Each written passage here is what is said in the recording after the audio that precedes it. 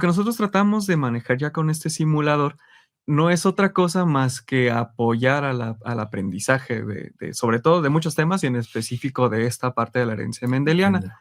¿Para qué sirve? Pues, a priori, pues, va a ser para los estudiantes de biología que llevan justamente esta parte de genética, porque, nuestro objetivo principal es que no dependamos de softwares o plataformas que sean ajenas, sino generar uno propio de la Uno propio. universidad para el uso de los universitarios aquí mismo y posteriormente, pues, ver la posibilidad de extrapolarlo a otras universidades. Entonces, ellos ya tienen bien caracterizado esta especie, empiezan a ver, estas partes genéticas y demuestran la herencia mendeliana.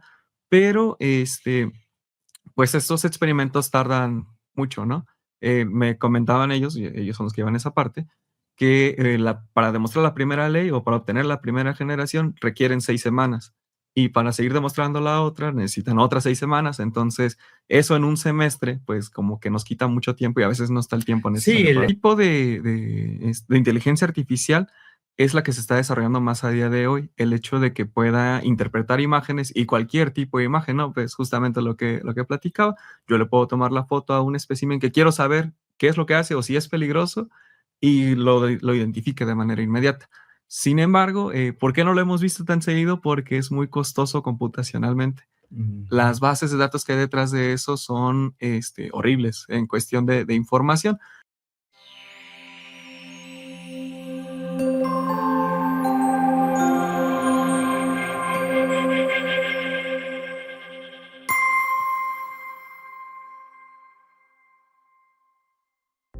Hola, ¿qué tal amigos de Saber Más Radio y Saber Más Media? Es un gusto que estén con nosotros en su programa Saber Más, revista de divulgación de la Universidad Michoacana de San Nicolás de Hidalgo.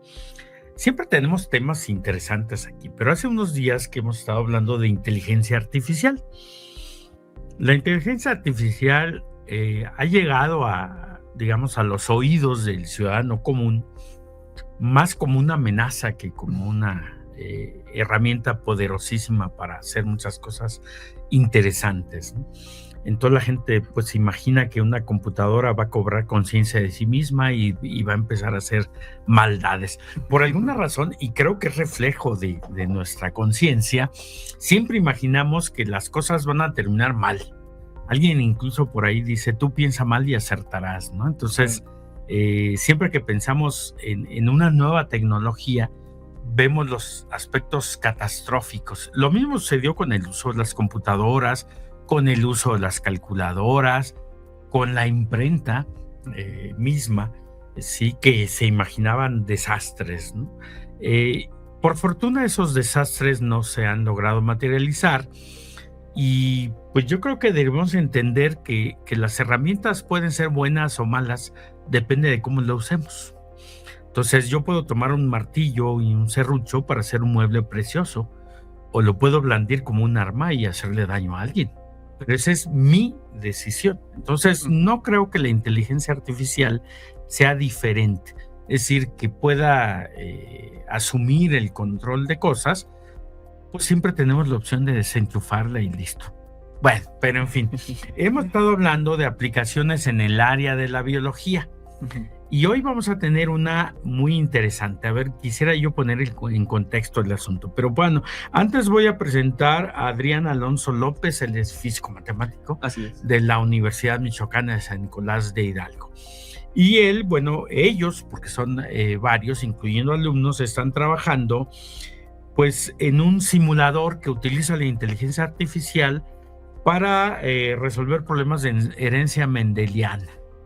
A ver, para nuestro público, herencia mendeliana se le llama a todos los procesos de transmisión de información de padres a hijos, y como fue descubiertas las leyes que rigen esta transmisión por Mendel, un monje en el siglo XIX, Gregor Mendel, entonces le llamamos herencia mendeliana.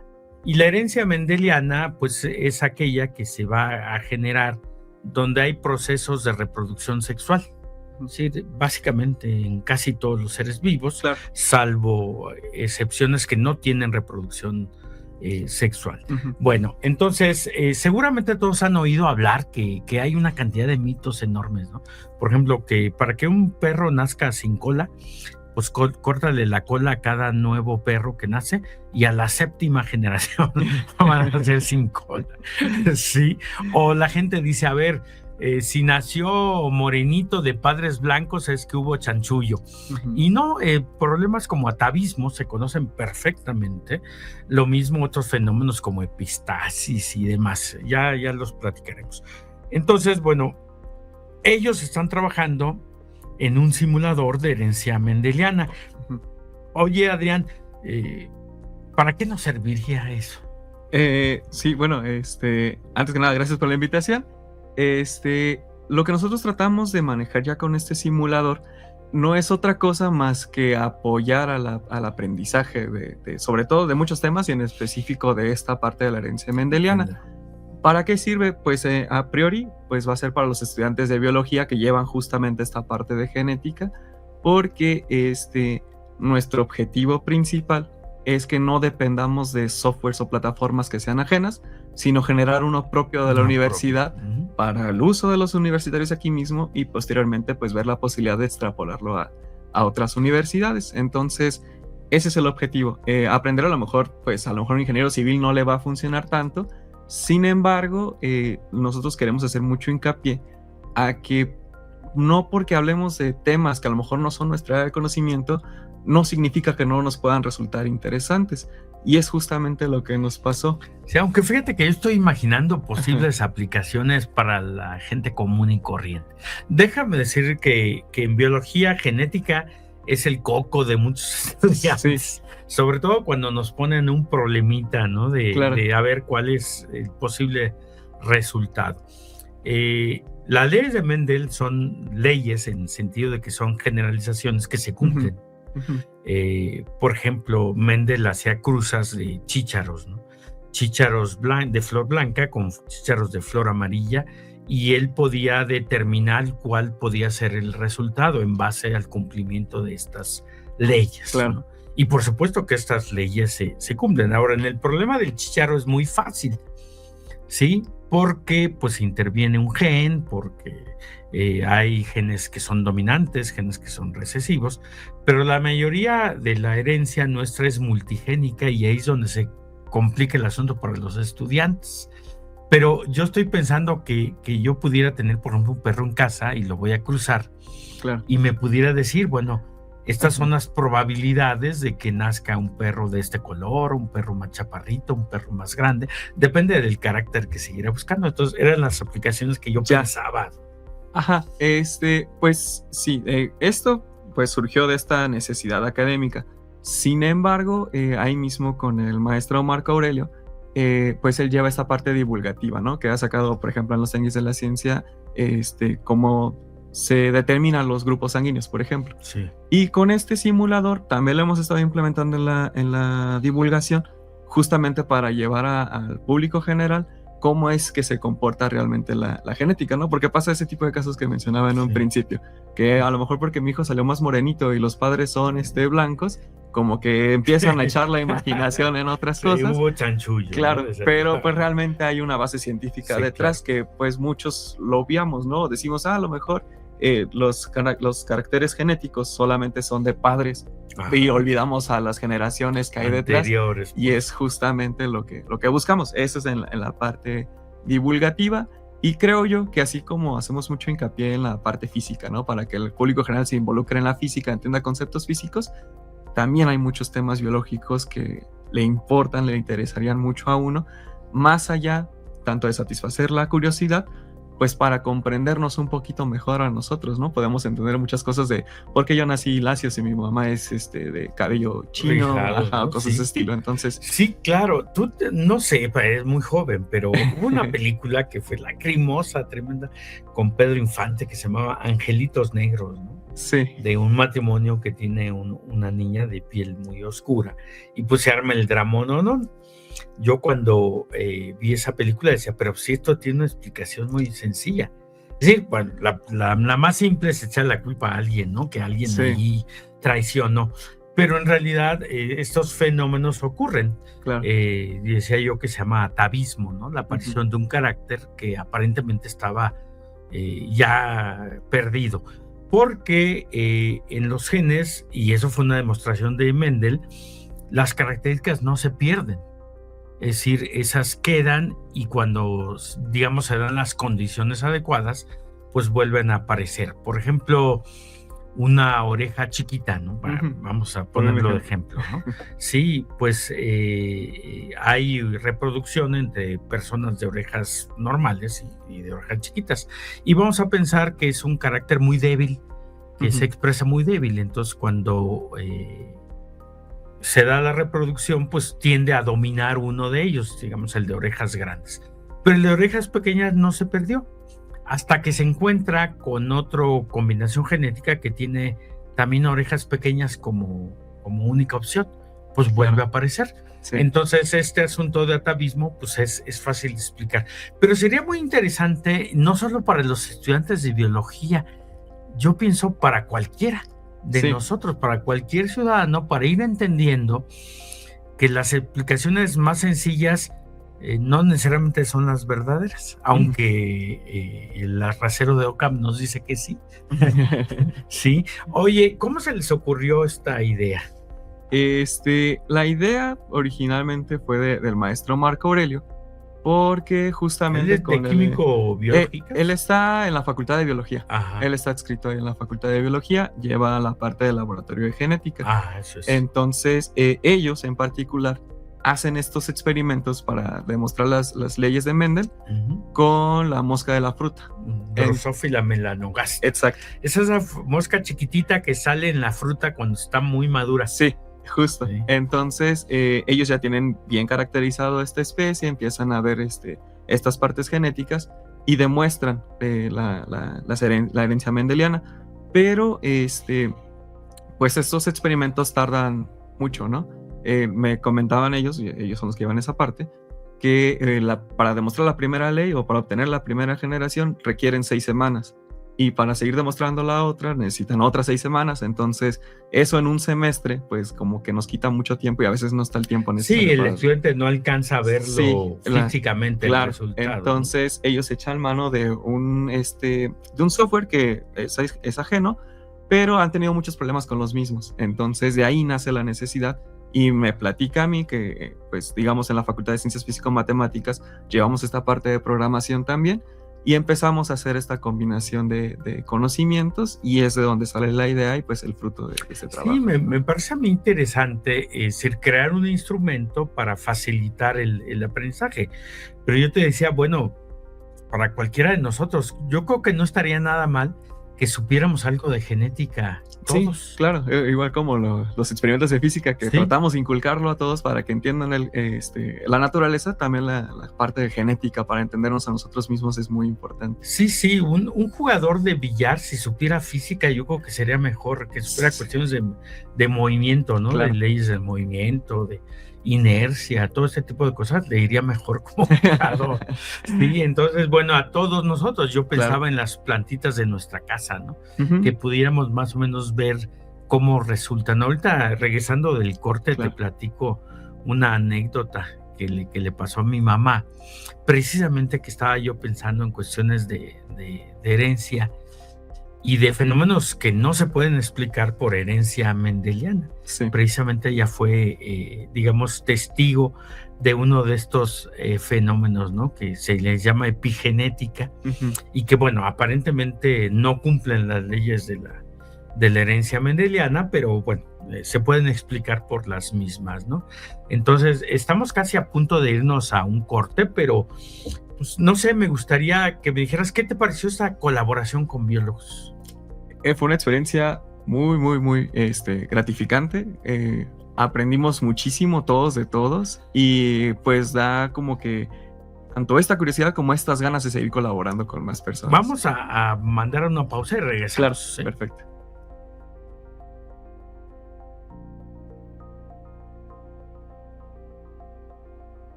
Muy bien, amigos de Saber Más Radio y Saber Más Media. Qué bueno que se quedó con nosotros porque estamos hablando de inteligencia artificial y herencia mendeliana. Estoy hablando con el físico matemático Adrián Alonso López, sí, que están con un grupo de estudiantes y otros profesores desarrollando un software de simulación de herencia mendeliana, es decir, de seguir los patrones de herencia que todos nosotros observamos. Fíjate que cruzar los brazos es un factor de herencia, todos los cruzamos de la misma forma. Haga la prueba y se va a dar cuenta que cuando cruza los brazos siempre los cruza igual. Esa es la capacidad de hacer taquito la lengua. Sí, ese es otro que hacemos, pero bueno, lo podemos observar en todos lados. Me parece muy interesante que tengamos un software propio, sí, que utilice ejemplos cercanos, que pueda ser fácilmente utilizado por estudiantes. Pero decía yo, bueno, la inteligencia artificial puede hacer simuladores de todo tipo. Hay software, yo he visto, que identifican aves con solo tomarle la foto o grabar el canto del ave. Otros el nido, ven el nido y dicen, pues es tal cosa. A mí se me hace muy interesante porque frecuentemente nos llaman para preguntarnos. A mí cada rato me mandan fotos. Es que hay una araña en mi casa y me va a picar. ¿Es violinista? Entonces le digo, ¿dónde está la araña? No, pues ahí a medio techo. No, entonces no es violinista, ¿no? Pero bueno, igual se la vamos a mandar a un experto para que no quede duda. Pero pues pisamos a los bichos, a los insectos, a los escarabajos, porque creemos que son peligrosos. Sí. Entonces estaba pensando yo en una posible aplicación que nos permitiera rápidamente identificar un organismo que puede ser potencialmente peligroso o decirnos qué es. Claro, sí, ese tipo de inteligencia artificial es la que se está desarrollando más a día de hoy. El hecho de que pueda interpretar imágenes y cualquier tipo de imagen, ¿no? Pues justamente lo que platicaba. Yo le puedo tomar la foto a un espécimen que quiero saber qué es lo que hace o si es peligroso, y lo identifique de manera inmediata. Sin embargo, ¿por qué no lo hemos visto tan seguido? Porque es muy costoso computacionalmente. Las bases de datos que hay detrás de eso son horribles en cuestión de información, porque pues uno como humano pues lo procesa rápido, ¿no? Mira, tiene estas características y si yo conozco la especie pues puedo determinarla de manera sencilla, pero la computadora no piensa por sí misma, que es como que parte del mito de la inteligencia artificial, ¿no?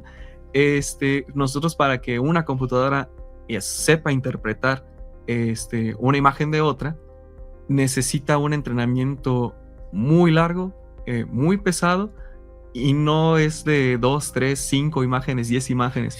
Necesita así, por miles, muy bajito, unas 2000 imágenes para poder procesar y que entienda qué está diferenciando. Y en sus principios hubo un experimento muy chistoso donde ponían unos perritos que son peluditos, no sé qué raza sean, que son muy peluditos y están así cafecitos, y le ponían a la inteligencia artificial a diferenciarlo de pollo frito.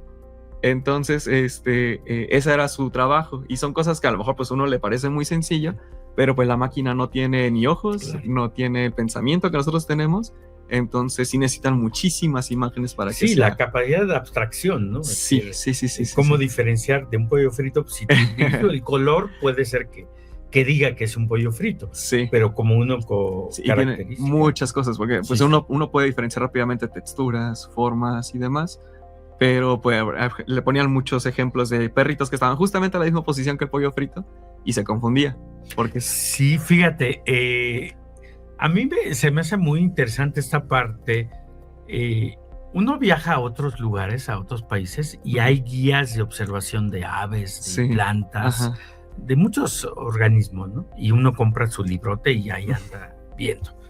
Pero ahora con la inteligencia artificial esto pudiera simplificarse para el usuario, y tener nuestras guías. Por ejemplo, esto de guías de insectos que yo te comentaba, que fuera de insectos propios de México. Es decir, porque muchas están desarrolladas en otros lugares y no tienen información de cosas que son propias. Por ejemplo, la araña violinista, ¿no? Que se encuentra en esta parte de América, desde Norteamérica del Sur de Estados Unidos hasta México, ¿no? Ujú. Entonces, bueno, a lo mejor una base de datos desarrollada en Inglaterra, pues no tiene araña violinista o no tiene Claro. Latrodectus, ¿no? La viuda negra. Ujú. Entonces, lo mismo serpientes y otras cosas, Sí, ¿no? sí, sí. También nos llaman frecuentemente, es que hay una serpiente, ¿y dónde salió? Pues aquí.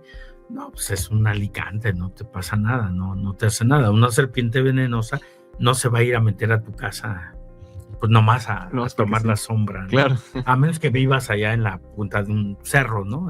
Ese tipo de cosas. Entonces sería muy interesante, muy Ujú. útil. Lo comento por la experiencia que ustedes están adquiriendo con el desarrollo de este sistema Ujú. de simulación. ¿Qué otras cosas han pensado? ¿Se les han ocurrido otras cosas? Pues sí, el hecho es que ya dimos el primer paso en esta colaboración, sobre todo con la Facultad de Biología, y ha estado resultando bastante bien. También hay otros chicos que justamente participamos en estos concursos y salimos de los mismos proyectos, que están desarrollando también un árbol de decisión, una inteligencia artificial, justamente para determinar que el usuario entienda, sea más accesible para el usuario, si quiere crear un jardín, qué tipo de plantas puede plantar. Ándale. Y sobre todo, lo bonito de ese proyecto es que son plantas especializadas para que lleguen polinizadores, que es lo que más nos hace falta hoy en día, y sobre todo con plantas que son endémicas tanto de Michoacán como del país. Sí, o sea, las posibilidades son enormes. Sí, Finalmente muchas. están utilizando el mismo grupo de conocimientos Sí. con algunas particularidades y pueden llevar esto a diferentes aplicaciones. Ujú. A mí me gusta mucho, y te lo comento, me gusta mucho esta colaboración que ustedes están emprendiendo. Nosotros tenemos la idea, no sé tú qué pienses, Ajá. pues que los físicos matemáticos están siempre ahí alucinando en su currículum, que no hacen cosas reales. Claro. Sí, o sea, están ahí sentados pensando, pues que A por B es igual a AB, ¿no? Sí, sí, Y sí. nada más y dice uno, bueno, ¿y eso qué? Sí, Así, sí, ¿no? no Yo no entiendo, pero sí, no está alejado sí. de la realidad. Sí, pero el hecho de que los jóvenes que nos están escuchando, incluso los papás, cuando escuchan hablar de que su hijo, es que quiero estudiar físico-matemáticas, no, ¿y eso para qué?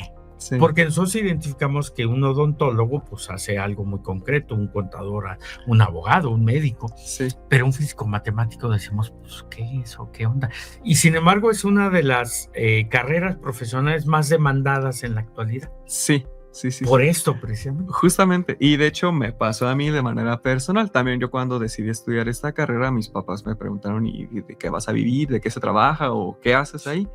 Y yo les digo, no, es que sí tiene mucha oferta de trabajo, solamente hay que saberse enfocar. Sí. Sí es verdad que hay muchas personas que les gusta hacer esta parte de investigación muy abstracta y no Sí. está mal, apoya mucho pues al de ahí conocimiento. salen los conocimientos. Claro, pero a mí en lo particular me gusta más esta forma de interpretar como que el mundo más real, lo que nosotros podemos tocar, porque al menos la ventaja que tiene la carrera de físico-matemáticas es que prepara a los estudiantes para que sean muy versátiles en muchas áreas.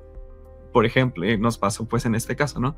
Yo no soy experto en genética, ni mucho menos en la biología general. Sin embargo, hay muchos temas que ellos tocan que a lo mejor no se adentran tanto porque no llevan pues la parte fuerte de matemáticas, Sí. y es justamente donde uno puede entrar e interpretar ese tipo de situaciones. Sí, a los biólogos se nos atraganta.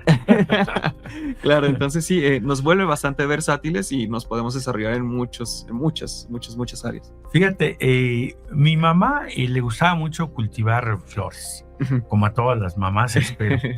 Y mi mamá, pues ya una viejita, cultivaba amor de un rato, que es una plantita con unas flores de color rosa a morado preciosas, Sí. que en la mañana abren a la luz del sol y luego en la tarde empiezan a cerrarse. Por eso amor de un rato. Y un día mi hermana le regaló un amor de un rato, pero de flores blancas. Ajá. Y lo presumió mucho y puso su maceta junto a una maceta de amor de un rato normal. Ujú. Al rato me llamó por teléfono muy emocionada porque las flores blancas se estaban manchando de rosado. Ujú. Y me pidió que fuera a verlas, ¿no? Para ver cómo explicaba eso. Y yo le pregunté a mamá, oiga, ¿y usted cómo interpreta? Pues yo creo que es una sustancia que se le está pasando de la morada Ajá. a la blanca, ¿no? yo le expliqué, le dije, mire mamá, acaba de haber un fenómeno genético impresionante que se llama transposones. Ujú. El color original de esta planta es rosita, pero seguramente en la flor blanca un transposón interrumpió los genes que le dan el color y por eso se puso blanca. Y acaba de haber un fenómeno de salto de un transposón y entonces el color volvió, pero no en toda la flor, sino en ciertos patrones, ciertas partes. Es un fenómeno de herencia muy interesante que te decía rebasa a la herencia mendeliana. Sí.